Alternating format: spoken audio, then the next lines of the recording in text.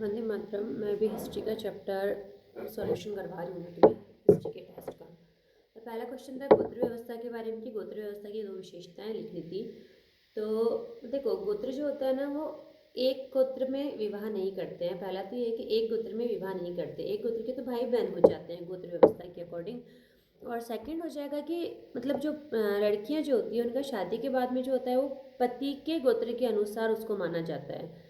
तो विवाह के बाद स्त्रियों को उनके पति के गोत्र को माना जाता है और एक ही गोत्र में विवाह करना नहीं वर्जित होता है। दूसरा था तुम्हारा अंतर विवाह के बारे में। तुमने अंतर विवाह में कितना गलत किया है। अंतर विवाह मतलब एक ही समूह के बीच में अंत है, अंतर मतलब बीच में, एक समूह के बीच में विवाह को अंतर विवाह कहते हैं। में से मोस्टली ने लगभग 80% बच्चों ने वही किया है कि तुमने अंतर विवाह में कर दिया अपने विवाह से, अपनी जाति से बाहर निकल के या अपने समूह से बाहर निकल के शादी करनी है।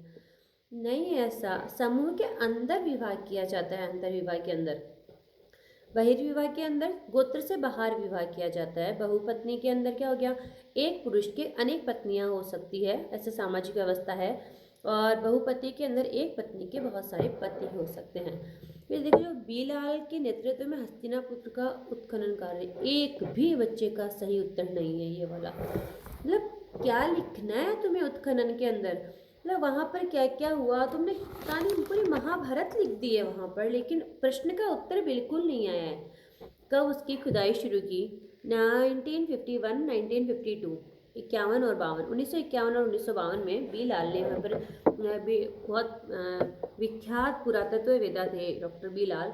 उन्होंने वहाँ पर मेरठ जिले उत्तर प्रदेश के हस्तिनापुर गांव के अंदर उत्खनन कार्य किया था। मतलब ऐसा कहा जाता है कि ये वही हस्तिनापुर था, लेकिन कई सारी चीज़ें वहाँ पर कुछ सिमिलर थी, जिसकी वजह से नामों की समानता होती है, तो ऐसा लगता है कि शायद दोनों एक ही थे।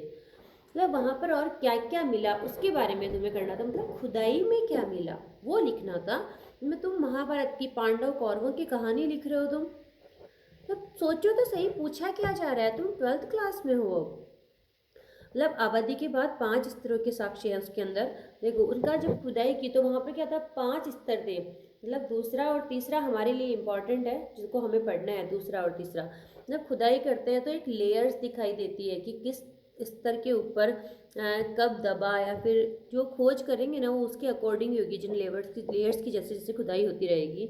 मतलब दूसरा स्तर के जो साक्ष्य थे वो लगभग 12वीं से लेकर 7वीं शताब्दी ईसा पूर्व के हैं। उनमें घर से संबंधित है, वो घर बने हुए हैं वहाँ पर कि जिस सीमित क्षेत्र का, बिलाल खुद कहते हैं इसके अंदर, जिस सीमित क्षेत्र का उत्खनन हुआ वहाँ के आवास गृहों की कोई निश्चित परियोजना नहीं मिलती है, लेकिन मिट्टी की बनी दीवार और कच्ची मिट्टी की ईंटें अवश्य मिलती है। सरकंडों की छाप वाले मिट्टी के पलस्तर की खोज इस बात की ओर संकेत करती है कि कुछ घरों की दीवारें सरकंडों की बनी थी, जिन पर मिट्टी का पलस्तर चढ़ा दिया जाता था।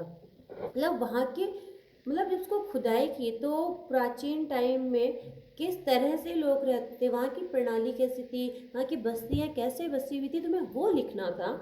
इसकी जगह पर तुम कहानियाँ लिख रहे हो। तीसरे स्तर के जो साक्ष्य हैं उसमें क्या है कि उसके बारे में डॉक्टर बीलाल कहते हैं, ये 6वीं से 3री शताब्दी के पूर्व में है।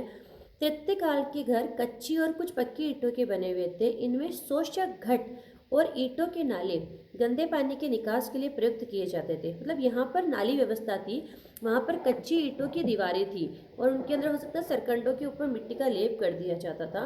लेकिन यहाँ पर क्या है, शोषक घट। शोषक घट मतलब पानी को सोखने वाले कुएं से बनाए हुए होते थे, और ईंटों के नाले और गंदे पानी के निकास के लिए नालियाँ बनाई जाती थी। वलय कूपों का प्रयोग कुओं और मल की निकासी वाले गद्दों और दोनों ही रूपों में किया जाता था। मतलब कुएं बनाए जाते थे वेस्टेज के लिए, जो व्यर्थ का जो सामान होता है, लाइक हमारा आपका टॉयलेट्स का गंदगी और जो भी वेस्ट पानी होगा, गंदी नालियों का पानी होगा, उन सब के लिए अलग वलय कूपों का इस्तेमाल किया जाता था। फिर महाभारत के आदि पत्तन में हस्तिनापुर के चित्रण के बीलाल द्वारा खोजे गए हस्तिनापुर के चित्रण से भिन्न था। मतलब इन्होंने अंतर किया है कि दोनों में अंतर क्या था।